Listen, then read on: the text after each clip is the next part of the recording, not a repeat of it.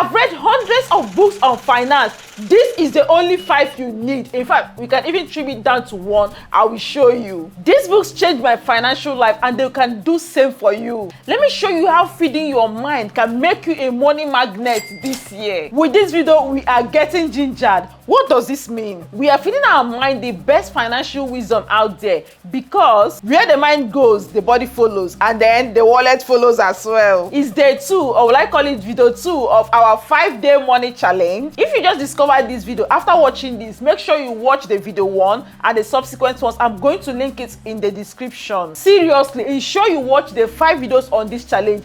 If after watching them and your financial life do not change, come and beat me. By the end of this video, you will have your first book picked, your financial mind fired up, and a new level of excitement about smashing your money goals in 2025. Let's get started. I'm Financial Jennifer, an investment banker, a chartered accountant, a chartered stockbroker, but most importantly, your money cheerleader. If you're all about investing, side hustle, business idea, passive income, this is the community to be at. Hit that subscribe button right away. The best finance books to read in 2025.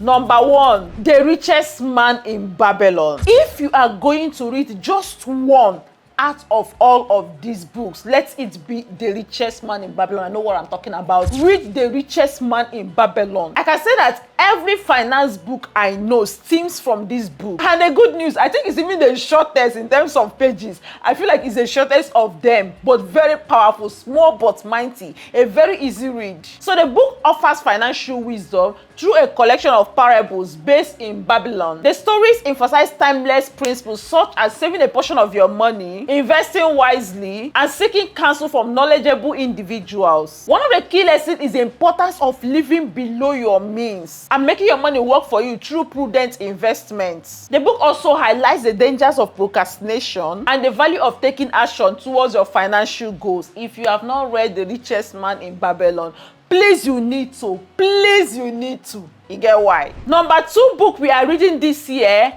Rich Dad, Poor Dad. This book, oh my God. Like, I can't forget what this book did to my head. When I finished reading this book, I think I was in university. I just entered university that time. Hey, my head was bursting with ideas, business ideas, investment ideas. Like, you know, that kind of pop, you know, that energy you get from when you have learned a new information. That was what Rich Dad Poor Dad did for me. So in the book, Robert Kiyosaki contrasts the financial philosophy between the rich dad and the poor dad. Basically, how the rich see money and how the poor sees money as well. So the poor dad represents, you know, that traditional mindset of go to school, get a job, work for your money. While the rich dad advocates for financial education, what we are doing here, investing in assets and understanding how money works. So it introduces you to concepts like assets versus liabilities and the importance of passive income. So the book encourages readers to think differently about money and to focus on building wealth through investment and entrepreneurship. And you know that's what we do on this community. I think everyone should read The Rich Dad Poor Dad. Even if it doesn't give you the in-depth insight on this investment, but it's going to do something to you. And talking about investment, that is what we shall be diving into next week. On Friday, we are going to come together, discuss, look at the best investment for 2025. That is what happening at our upcoming 2025 Money Year workshop. I think most of you already registered in the workshop. If not, what are you waiting for? You're the only one missing. No, you really have to be at that workshop, because this is going to be a practical guide. I share my screen, I show you these things, and because this year you are becoming an investor, whether you like it or not. Go and join the workshop. It's only 8,500. I'm going to leave the link on the description. It will also be on the pinned comments. The 3rd book we are reading this year is Think and Grow Rich. God, there is nobody that will read this book and applies, let's say, 50% of what was preached in this book that will remain poor.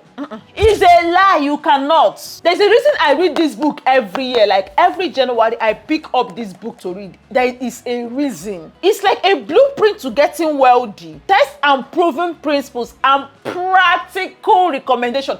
Emphasis on the word practical. Not just aspire to misfire stuff, like practical steps. So the book is based on Hill's study of successful individuals. It dives into the psychology of success and wealth accumulation. So Hill outlines 13 principles, including desire, faith, specialized knowledge, and persistence, all of which can lead you to financial success. It emphasizes the power of thoughts and beliefs in shaping one's financial destiny and provides actionable steps to turn those aspirations into reality. Please, I beg you, read this book. I need all of us to get these billions together. You need a copy of this book. Number 4 book we are reading this year, or reading again, is the Smart Money series, the Smart Money Woman, the Smart Money Tribe. This one is our own. If you're an African woman, you need this book in your collection, both part 1 and part 2.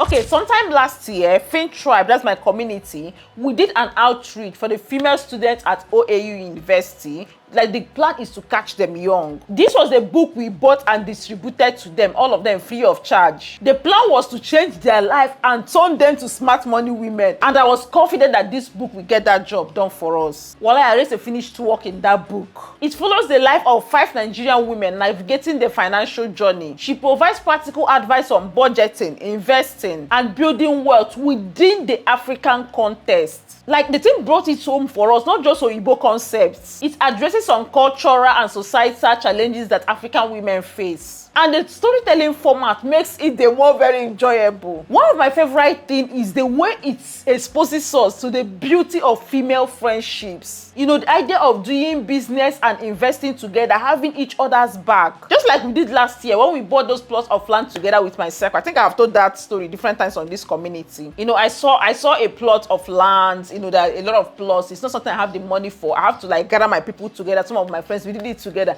I think books like that was what planted that idea of, you know, co-investing in my head.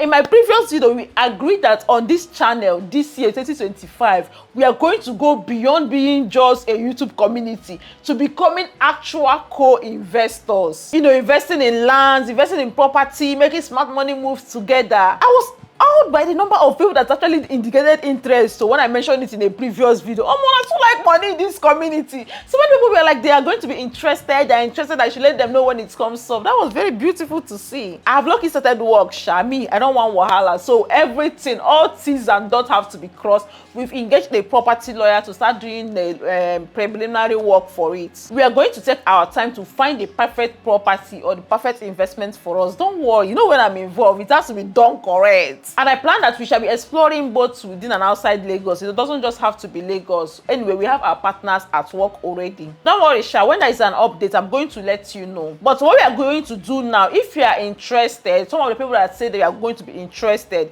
I've prepared a wait list. If you go to the description now or on the pinned comment, the wait list will be there. Those that want to be part of the co-investing project, the plan is maybe we see a plot of land, we come together, okay, everybody, you maybe pay a plot or something, take your plot. Or we see a property and we want to maybe renovate and resell or develop. It's going to cost how much? Or yeah, how much do we have? We rally together, come together, put funds together, do the thing, distribute profit and move on, right? That is the plan. Or just go investing in property, because you know some property, when you go as a group or when they're in numbers, you can actually get good discount on them. That is the goal. So if that's the kind of thing that would interest you, go and fill the wait list. Just drop your email and name there. When and if something comes up, we're going to send email to everybody. Please don't drop it in the comments. I beg you, be careful. Anyone that is coming to reply you, to send them a WhatsApp message, this, that, investment money, is not me. Say no to scammers. I know you're too smart for them, Sha. Just block them. They can use my face, so my name, it's not me. It's a scammer. Just fill the wait list, and that's the end of it. When something comes up, I'm going to inform you via email. You see this here, my dear, you are ending it as a landlord, as a landlady. Who is in? Let me see in the comments. And please, if by now you have not liked this video, come on, could you please hit that thumbs button for me? It means a lot to me. Thank you. And the 5th book, which I have my reason for using it as number 5, is Stripes, an African Woman's Guide to Building Generational Wealth.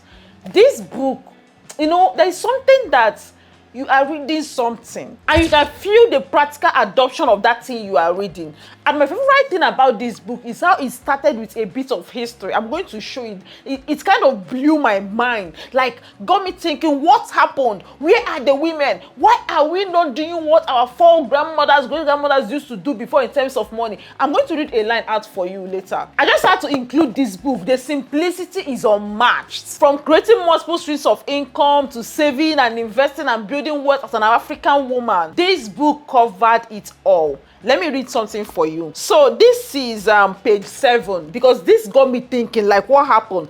African women in pre-colonial times held important positions in society, were important contributors to the socio-economic growth of the society. In the Netflix documentary Bigger Than Africa, the Nike Davis Okundaye, founder of Nike Art Gallery, recalls that the women made more money in these days than their husbands. No be me talk o. Shall be listening. This was because while the men farmed, the women were the ones who would take the produce to the market to sell, and when they sell, they take their percentage, says Nike. In southern Ghana, there is a story of the Ghanaian people and the poultry where women were running things. In Uganda, it was the women that were in charge of cultivating cotton. You know, it went through different people, the Queen of Egypt and everything, spoke about Alakija. Now, having seen the strength, courage, and independence exhibited by women through the ages, you might ask yourself, what happened? When did the division start and the divide get so wide? When did African women lose their financial independence and ability to create wealth? When did we start to believe the stories that we are not capable of contributing financially to the running of the home? Or did we not do so in the past? And that the men had to be at the center of it all? When did we give up our partnerships to become male observers, waiting for handouts? When did it happen? When did it become this bad? Anyways, we are here to correct that. Let's continue. So I just love how the book started with history and then went ahead to break down practically how you can, make more money, savings, investing, children, and all of that. So for me, Stripes is definitely a winner. By immersing yourself in these books, you will gain diverse perspective on wealth creation. Each author offers unique insights that, when combined, can equip you with the knowledge and motivation you need to win financially in 2025. Be on the lookout for tomorrow's challenge, or depending on when you are watching this video, go and check out for the 3 video. Just make sure you watch all the 5 videos on this challenge. And of course, I can't wait to see you on Friday at our 2025 Money Year workshop. You will see 2025 now we get out. See you on the 3 video.